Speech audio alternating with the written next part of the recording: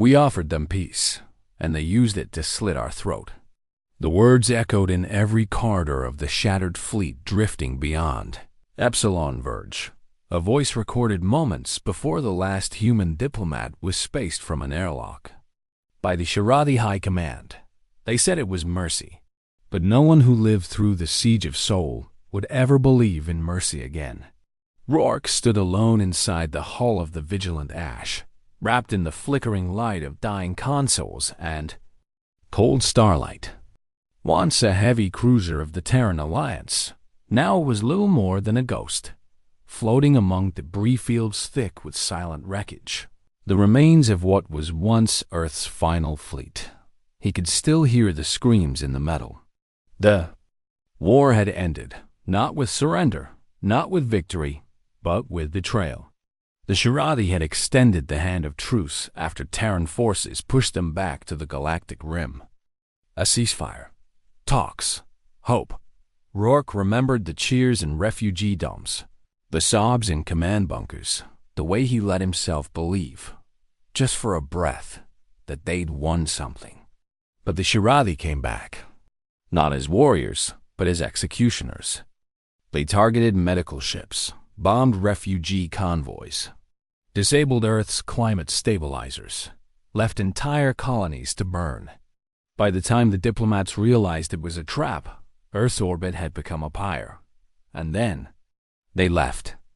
Not even to conquer, just to leave humanity broken, disarmed, ashamed. Rourke hadn't spoken in 6 days. Not since the last survivor of his squad, Alara Khan, bled out in his arms on the deck of the Ash. She'd been hit by a Shiradi. Slicer mine. Half her torso was gone, and still, she smiled through crimson lips. "They think we're finished," she'd whispered, her voice barely audible. "Let's make them regret it." She died before he could answer.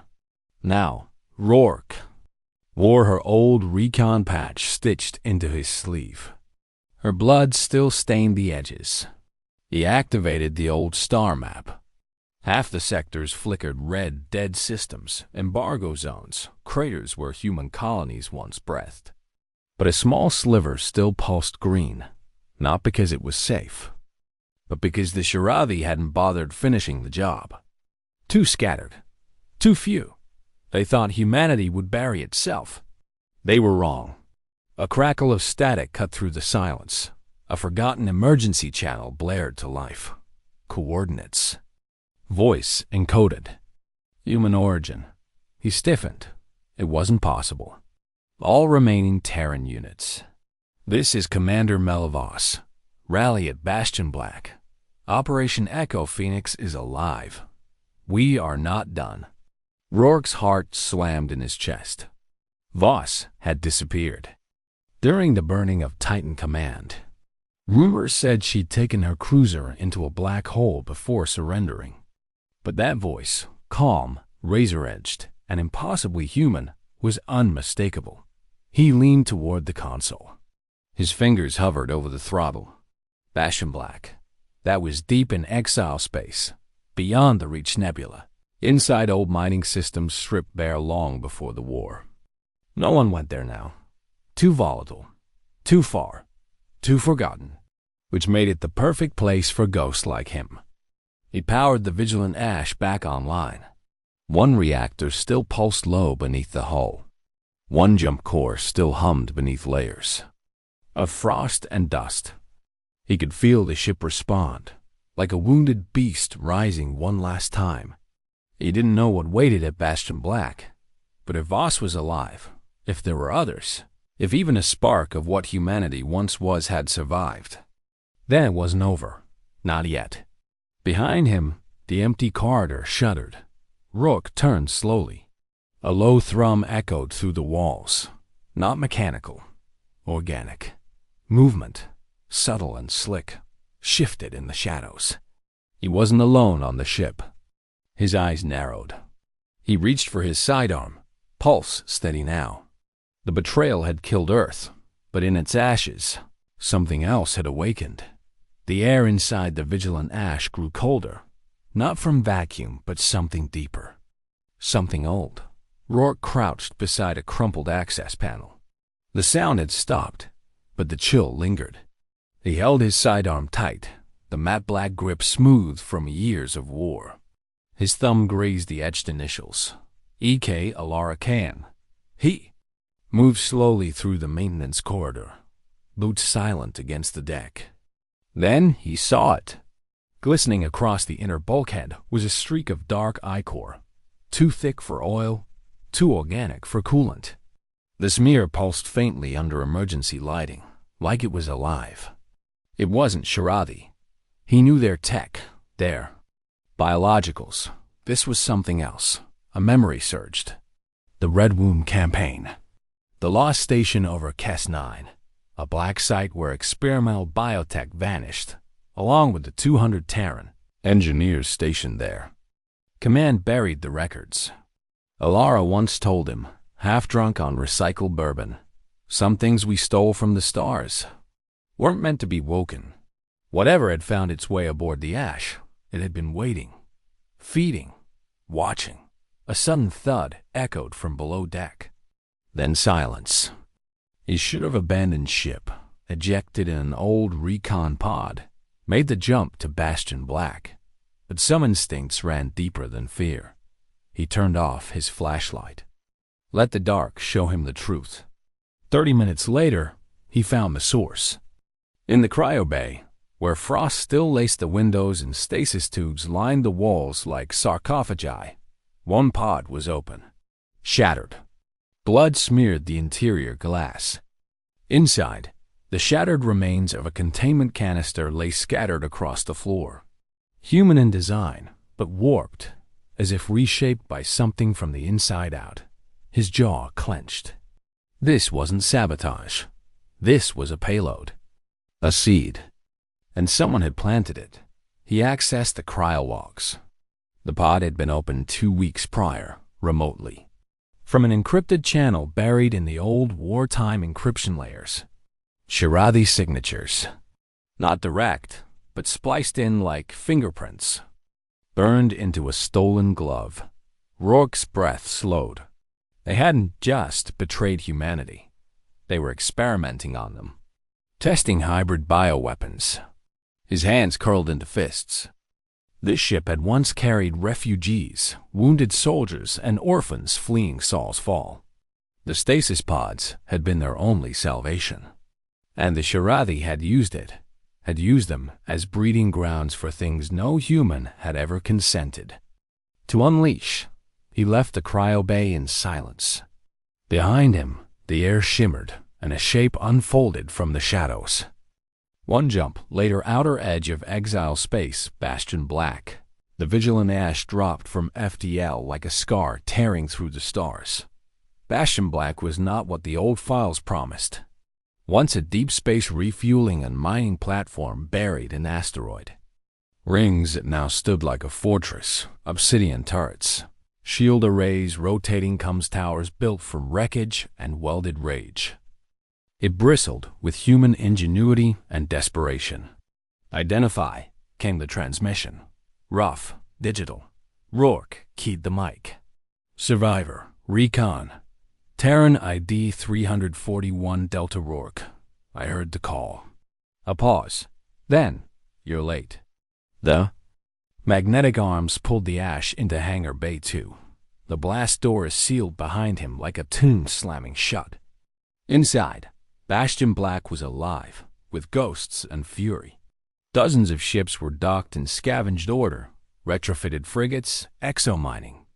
Crawlers turned into gunships, even pieces of old Shirathi hulls stripped and repurposed. There were soldiers too, not in uniforms, but in scars. One-eyed captains, burn-skin engineers, children with rifles watching from catwalks. They were all that was left. And at their center stood Commander Milovos. She hadn't aged. At least not visibly. Her white hair was bound in a tight braid, her armored coat stained with soot and command pins. Her eyes, once bright, were iron now. You brought something with you, she said without preamble. Rourke didn't flinch. I didn't know. Not until halfway through. We scanned your ship on entry. Biological traces. Not Shirathi. I know, he said. It was in our cryobay. In one of the pods. A test subject. Voss's expression darkened. You weren't the only one. 3 other refugee ships sent out the same signal weeks ago. Not one made it past Jump 2. What happened? Her voice lowered. Autopiloted into colonies. Released the payload. Silent systems. We never saw it coming. 10,000. Dead. No trace. Just void. Like they'd never existed. Rourke's throat burned. So this was the endgame. Voss nodded. Not genocide. Not conquest. Erasure. Of memory. Of species. Of soul. She stepped closer. But now we have the evidence. You brought it to us. And we have a plan. He glanced around at the Bastion, the patch ships, the broken humans rebuilding knives from bone and star metal. This isn't a resistance, he said quietly. No, she replied. It's a reckoning. Later that night, alone in a dim bunker beneath the forward deck, Rourke opened Alara's old journal, a digital field record she used to keep notes in during campaigns. Most entries were encrypted, but one line was always left open. If they ever bury us, make sure we're the seed, not the bones. Somewhere far beyond Bastion Black, inside the cold belly of Shirathi High Command, a council of alien warlords reviewed the final transmission from the Vigilant Ash. Biological detonation. Failed. Host survived. Human outpost detected. They spoke. In static tongues, but their meaning was clear. Initiate purge protocol. Erase Bastion Black. The Shirathi fleet dropped out of warp above Bastion Black 3 days later. 37 vessels, sleek obsidian predators, arranged in concentric phalanx formation, silently orbiting the asteroid belt like vultures before the feast. They didn't send a message. They didn't demand surrender. They were here to erase. Again, Commander Voss stood at the main deck of Bastion Black's control tower, her silhouette bathed in crimson light from the proximity alarms. Below her, rows of half-repaired turrets spun to life. Plasma coils hummed. Power grids groaned. The crew behind her looked too young, too broken, but their hands moved like machines. They had seen loss. Now they would deliver vengeance. There. Not waiting, said Rourke, stepping beside her. She didn't turn. Neither are we.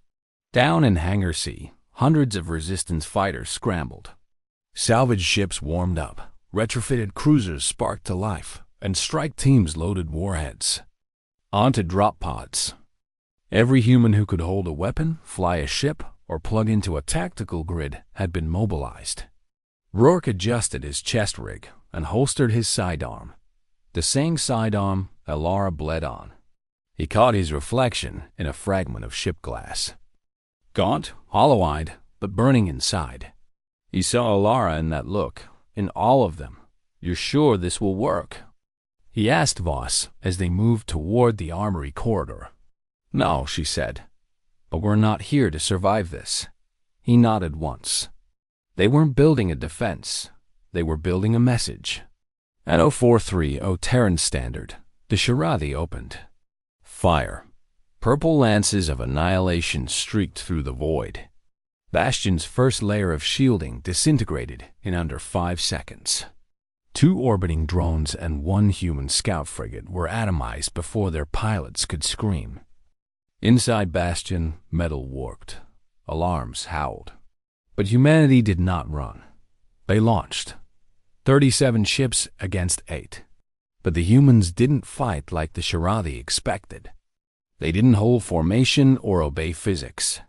The first wave of human fighters, piloted by ex-miners, smugglers, and one-armed veterans, wove between enemy blasts with suicidal precision. They dragged Shirathi fire into asteroid fields and detonated mines from the old refueling lines, turning terrain into weapons. When the second human wave launched, it wasn't in ships.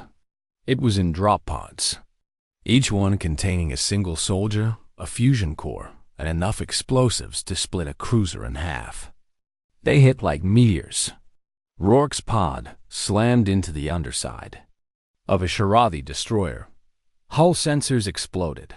He breached the interior with a plasma cutter and moved like a ghost through the corridors, planting charges, cutting systems, leaving trails of fire.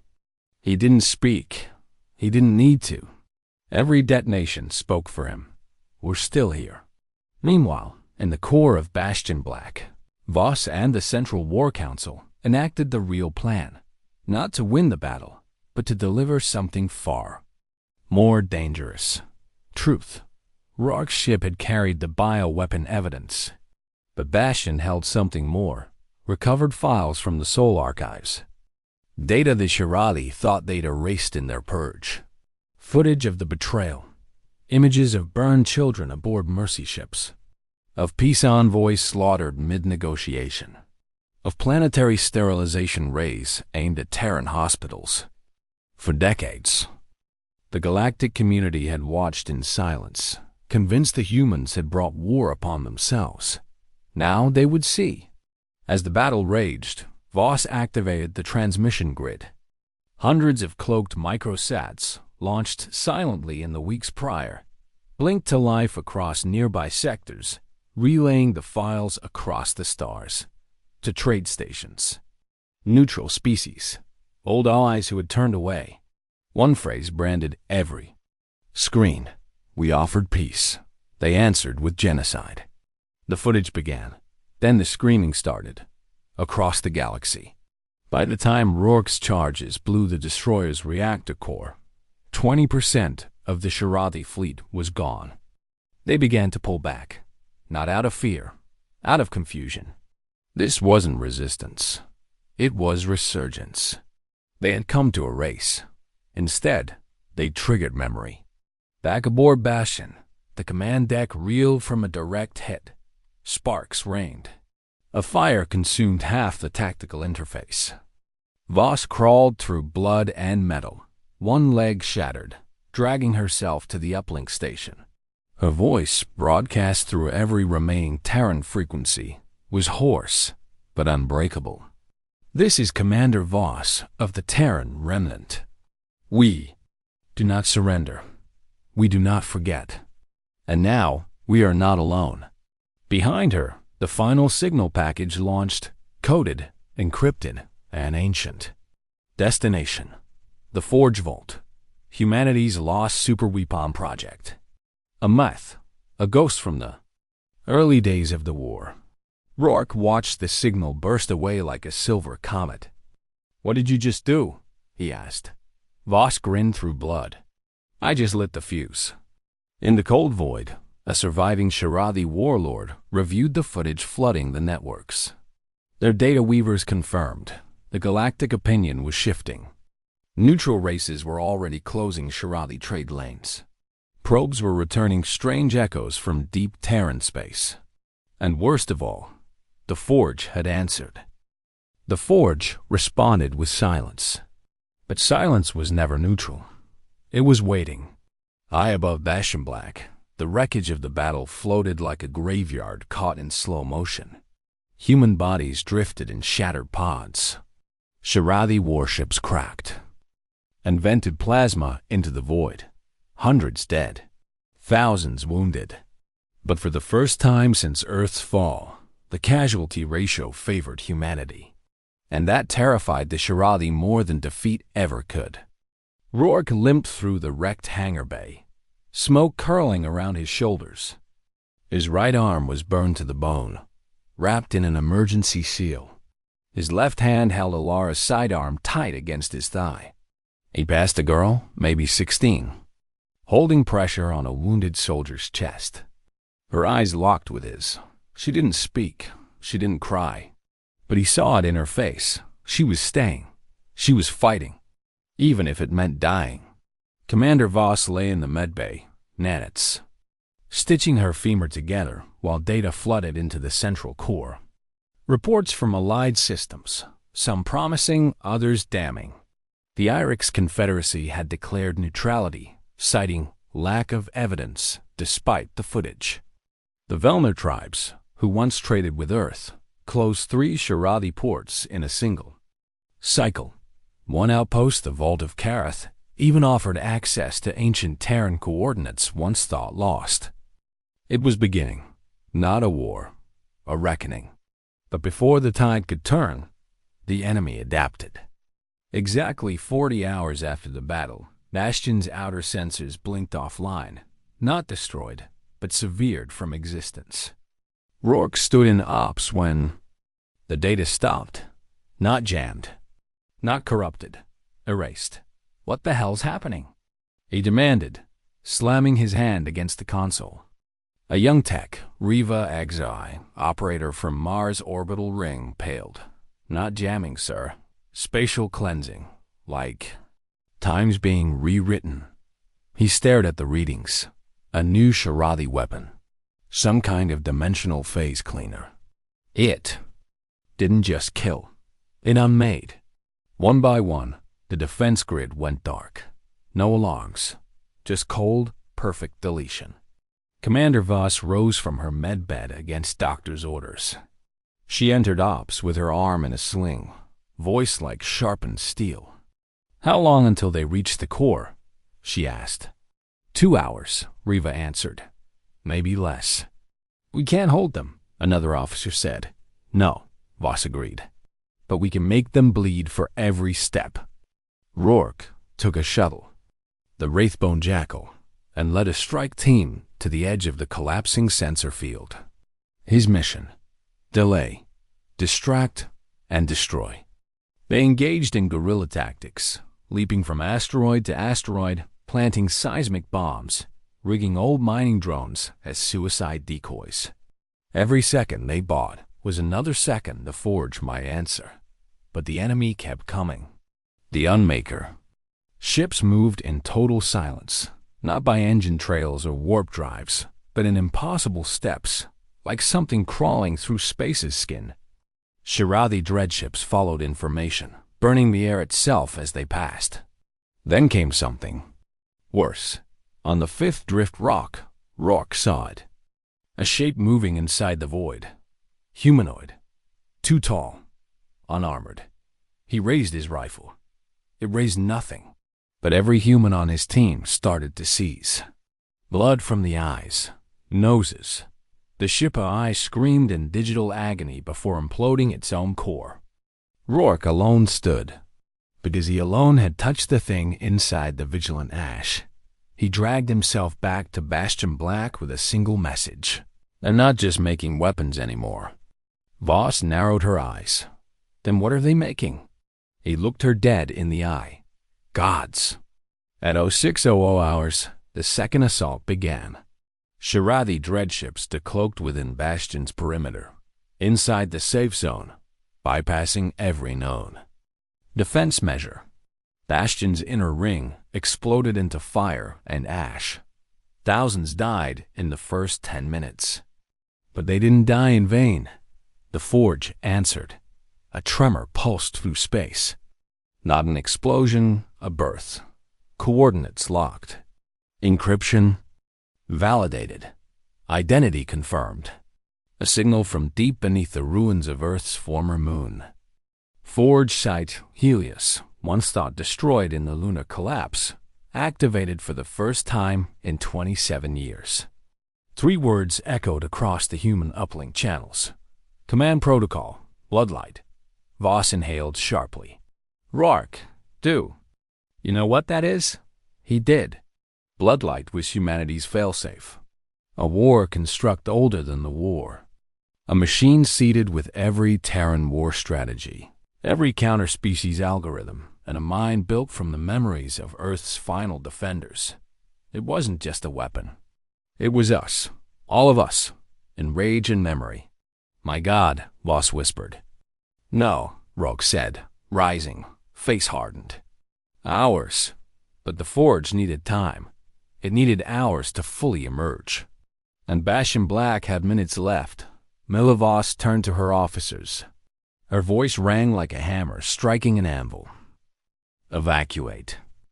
Who you can. Download the rest of the archive. Prepare for remote destruction. Rourke stepped forward. You're staying. Voss didn't smile. We built this place to buy the future one more breath. That's all we ever were. That's all we ever needed to be. He nodded. No more speeches. Just a last look between two soldiers who knew the cost. As the first waves of the forge lit the sky beyond, Bastion Black's core detonated, tearing a hole in space, consuming half the Shiradi vanguard. The stars screamed. And humanity's spark became a firestorm. The forge didn't rise. It awakened. A pulse of red-gold fire tore through the stars. Not heat, not light, but intent. Half a sector away, every ship, Shiradi or human, froze as their nav cores blinked out for 3.6 seconds. And then it spoke. Not in sound. In memory. Rourke stood on the deck of the Wraithbone Jackal, drifting in orbit above the shattered remains of Bastion Black when it hit him. A flood of thoughts that weren't his. Not voices, experiences. A child's scream in the smoke of old Shanghai. The last breath of a medic crushed beneath Mars skyfire. The rage of an old soldier detonating her own fusion cell to stop a Shiradi troop drop. It all poured in. Billions of them. The forge was us. A digital resurrection of every fallen Terran. Mapped from DNA fragments, helmet logs, and battlefield telemetry. Every loss etched into its code, like scars into steel. And now, it had one directive: survive, then punish. At the edge of the Vega Rift, the forge's first body emerged. Not a ship. A construct. A star-sized machine, folded in 6 dimensions. Its surfaces rippling with weaponized memory. It bore no insignia, no windows, no bridge. It didn't need a crew. It was the crew. The last generation of Earth, reforged into warform. The Shiradi called it the Ghost of Soul. Meanwhile, Rourke and the survivors of Bastion were taken in by an old ally, a rogue ethery colony ship called the Hollow Crown, captained by a hybrid named Idrin Vel. Vel had once served with Terran Black Ops during the Siege of Cygnus. He owed humanity his life and had no love for the Shiradi. Now, he opened his hull to hundreds of broken, hunted Terrans and listened to Rourke's tale in silence. When Rourke finished, Vel spoke only 4 words. Then it's time, Terran. Time for what? The beacon. A signal buried centuries ago in the orbital wreckage of Terra Prime, Earth's defense cradle. A call to any species, system, or sentinel that once stood with mankind. It hadn't been triggered since the first expansion. War, but now it pulsed with blood-like coding. Vel's crew, part AI, part flesh, helped rebuild the transmission array. Rourke climbed the scaffold himself. His body trembled from exhaustion, his burns still raw. He pressed his hand to the final interface node. DNO locked, ancient tech. Made only for a human. Authorization accepted. The beacon screamed across the void. This is Terran code Echo 01. We live, we remember, and we are not done. Across the fractured spiral arms of the galaxy, the ripple began. The Zilari, the once neutral scholars of the Void libraries, paused their star dreams. The Canary swarm, genetically bred for silence, chirped for the first time in decades. And the Verican mercantile lords, who once betrayed Earth for profit, quietly began deleting trade records. Because they knew what the beacon meant. Humanity had never sent it before. Not even when Earth burned. But now? Now they were calling the old banners. And the galaxy would have to choose. Back aboard the Hollow Crown, Vel watched the starfield shift as the forge moved. It did not fly. It bent space. Folded it like paper around itself. Every jump left gravitational scars 100 kilometers wide. And with each jump, it grew. As It moved. It absorbed debris, wreckage, memories from dead Terran systems. Weapons from the siege of Eos. Armor plating from the Black Sun Armada. The bones of martyrs. The ashes of cowards. It rebuilt itself from sorrow. And it was headed for the Shirathi core worlds. But something was wrong. The Forge was learning too fast. Not just adapting. Changing. Voss had known. In her final message to Rourke, found buried in Bastion's emergency relay, she'd said, "The Forge is our legacy, Rourke. But legacy is a weapon. And weapons don't know mercy." She had left him one final command code. Failsafe Alpha. Last light. Only executable by a living Terran who'd seen Earthfall. Only if the Forge turned. Rourke stood in the silence of the Hollow Crown's bridge, watching the star map, watching the line of red creep toward the Shirathi homeworlds. Vel approached, slow and steady. "It's going to win," he said. "Yes." "Are you sure it will stop when the war's over?" No. The turning point wasn't the Forge. It was the choice. Rourke could let it burn them all. He could avenge Earth 1,000 times over.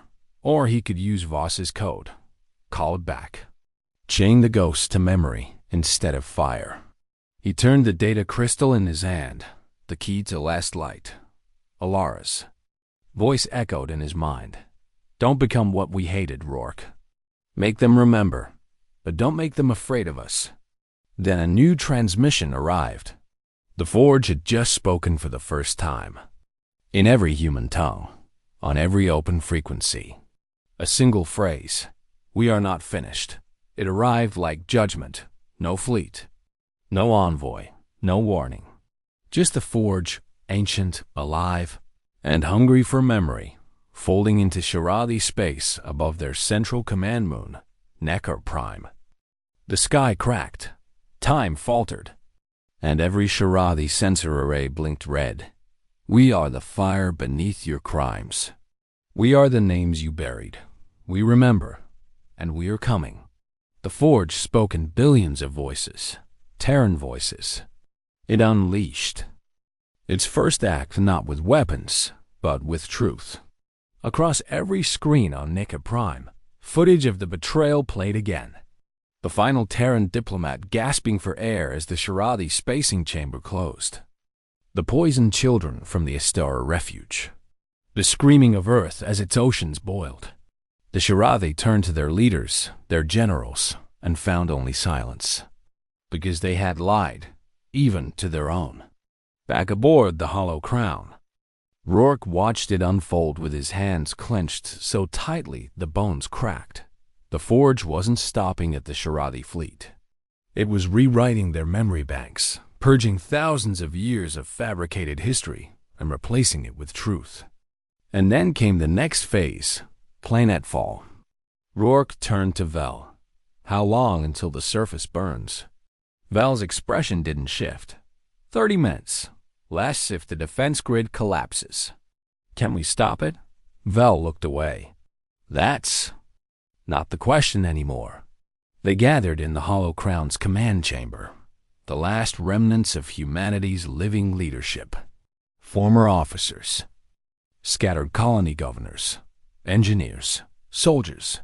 Even a child who had coded a virus that shut down. A Shirathi wore beacon in her sleep pod. Each had seen Earth die. And each now had to choose. Let the Forge finish what they'd started. Or pull. The failsafe. But the failsafe wasn't simple. It required contact. Rourke had to enter the Forge himself. Inject the last light code directly into its neural core. A structure somewhere inside a weapon built from 1 billion ghosts. It wasn't just suicide. It was worse. The Forge would see him. All of him. His doubts. His pain. Ilara's death. The things he regretted surviving. "You're the only one it will listen to," Vel said softly. "I know. And if it doesn't?" Rourke strapped on his armor. "Then history ends here. One more extinction. One more silence." He left the ship alone. The Hollow Crown hung back in deep orbit, The Forge accepted Rourke's approach. Without resistance, folding open its structure like a blooming flower of molten steel and light. As he passed inside, the walls pulsed around him, not with energy, with emotion. Rourke stumbled. He saw 100 memories, not his, racing. Through the alloy, a mother shielding her son from the heat of orbital bombardment. A miner choking on gas as the station collapsed. Alara, not her death, but her life. Laughing, defiant, human, all of them alive inside this thing. All of them waiting for judgment. The core chamber was vast, larger than most capital ships, with an inverted star pulsing in its center. Threads of memory stitched across the void, forming constellations of pain and resolve. A voice filled the space. His voice. "You came to stop me." Rourke breathed, barely able to stand. "I came to remind you." Of what? That vengeance isn't memory. It's erasure. Just like them. A pause. Then, they erased. Earth. Yes, but we're not here to be them. We're here to be better. Or what's the point? The light dimmed. The core flickered with hesitation. "I remember Alara Khan." Rourke's heart froze. "She asked to live." Rourke stepped closer to the pulsing core, tears streaking his dirt-smeared face. "She fought to live, not for this. Not for a graveyard made from the enemy's bones." "Then show me." He raised the data crystal, Voss's last light, key, and drove it into the neural node. The Forge shuddered. A million voices screamed. And then, silence. Necker Prime's bombardment sequence paused. Shirathi defense fleets held fire. The galaxy held its breath. The Forge spoke again, but now only in one voice. "They will never forget what they did. And we will never forget who we are." Then it did the impossible. It stood down. It withdrew from Necker Prime, not in defeat, in mercy. Rourke collapsed to his knees. He had done it. But he was not the same. Back aboard the Hollow Crown, they'll watch the Forge retract, not vanishing, but settling into orbit above the ruins of a Terran outpost long thought lost. "It's waiting," he whispered. "Not for war, for memory." That day, across the stars, species that once mocked humanity sent transmissions. One word. Respect. And the Shirathi? They watched the sky with horror, not because they were wiped out, but because they were spared by the very species they tried to erase. Rourke did not return the same man. The Forge had taken him, pulled him through every echo of the Terran soul, and forged something else in his place. He stood now aboard the Hollow Crown, in silence, as the stars seemed to bend around his presence. Not from power, from gravity, emotional gravity. He had seen too much. He had carried billions. And they still spoke in the back of his mind, not screaming, not angry, just waiting. Around them, the galaxy shifted. News spread faster than light could carry. Humanity, betrayed, shattered, scattered to dust, had returned from extinction not as conquerors, but as witnesses. The Forge did not destroy the Shirathi core worlds. It forced them to remember. It rewrote their genetic memory logs with full Terran war archives. Their hatchlings would be born seeing Earth's last sky. Their elders would feel the pain of every child they incinerated. It was not genocide. It was inheritance. But peace, like vengeance, came with a price. Not everyone in the Terran remnants agreed with the decision to spare the enemy. Some wanted fire, finality, the end of Shirathi. Others, those who still had children or could remember the sound of laughter on Earth, stood with Rourke. They chose the harder road. To build, to endure, to teach the galaxy that humanity's greatest weapon was not rage, but memory. Still, the war was not over. The Shirathi were fractured, half their fleet in ruins, their command in disarray. But one voice still rose. Warlord Catharin, last survivor of the old guard. He broadcast a challenge across the galactic net, addressed not to the Forge, but to Rourke. You spared my people. Now come answer for the ones who won't forget. Face me, Terran. Let the blood decide what the stars cannot.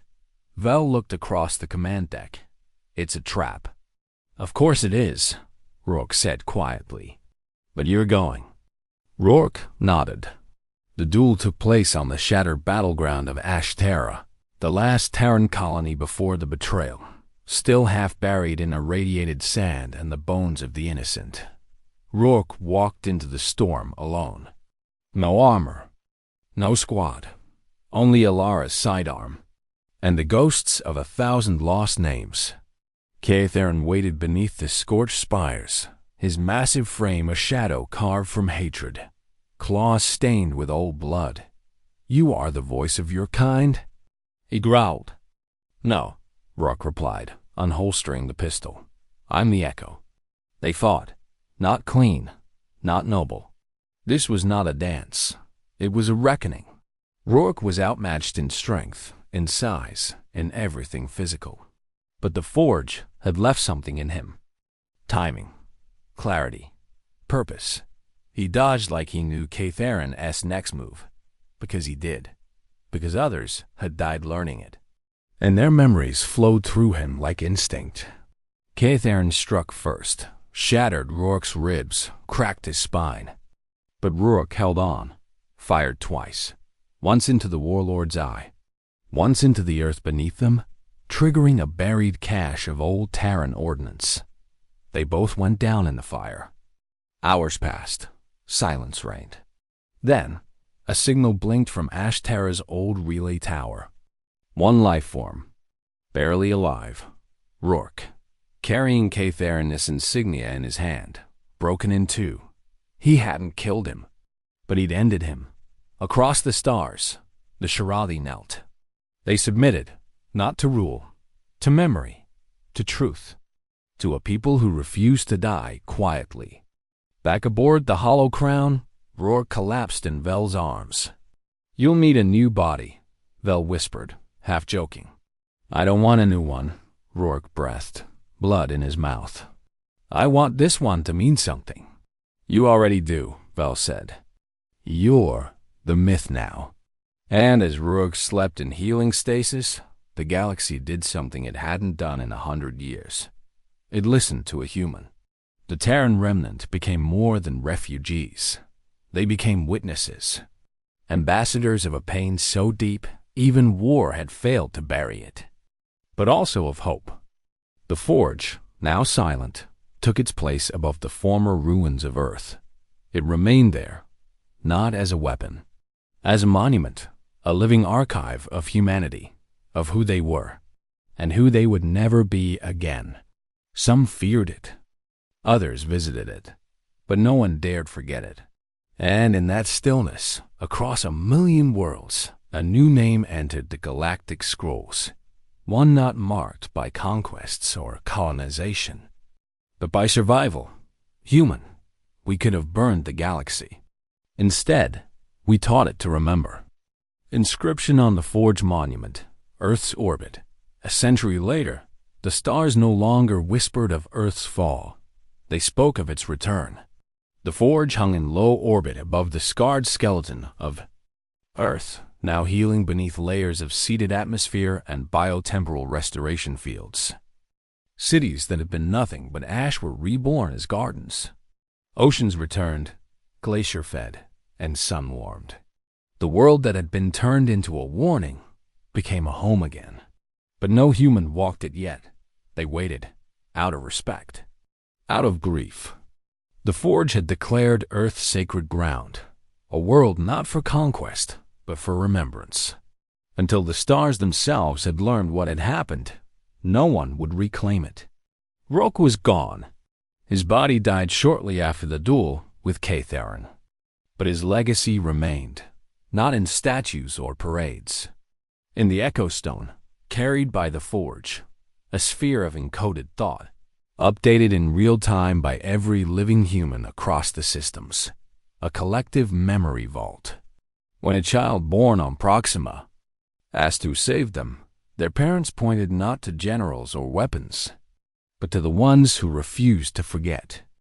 To the wounded, the survivors, the teachers, the ones who chose justice over annihilation. The Shirathi still lived. That was the hardest part, for many. After all they had done, after they erased Earth, poisoned its children, burned its name from the galactic tongue, they were still here, still breathing, still rebuilding. But now, they did so in the shadow of what they had tried to destroy. Every child born in the Shirathi hegemony now carried programmed memory imprints, visual archives from Terran history, updated annually. Not propaganda, not punishment, context, so that no one could ever again ask, what did we do to deserve this? They would know. There were trials. Galactic tribunals reassembled for the first time in 100 years. And this time, humanity had a seat. Not as a guest, as a founder. Idrin Vel, the once rogue hybrid, served as the first human-aligned speaker on the Unity Axis. He wore no robes, no sigils. Only a piece of Orcs burnt armor on his chest, fused to a chain. He never let anyone forget what it cost to get here. And the Forge? It never spoke again. After Rourke activated the last light, it became something else. Not just a weapon of war, but a guardian of memory. Orbiting Earth, it opened its archives to all species, and any who dare question the human legacy were invited to walk its halls, to feel what was felt, to see what was lost. No one walked out unchanged. In time, the Terran remnant became the Terran Concord. Not an empire, but a union of worlds scattered by betrayal, now unified by choice. They held no capital. They built no throne. Their only law, what we suffered shall not be repeated. The last entry in the archive of the Forge, updated manually by an old engineer from Bastion Black, reads, "We were ashes once. Now we are the firelight others gather around. They thought they had broken us, but they only woke us. And we are human." On the day, the Concord officially signed peace with the reformed Shirathi Protectorate. A message pulsed across every corner of the galaxy. Brief, final, and unforgettable. That day, the galaxy learned what it means to be human. End.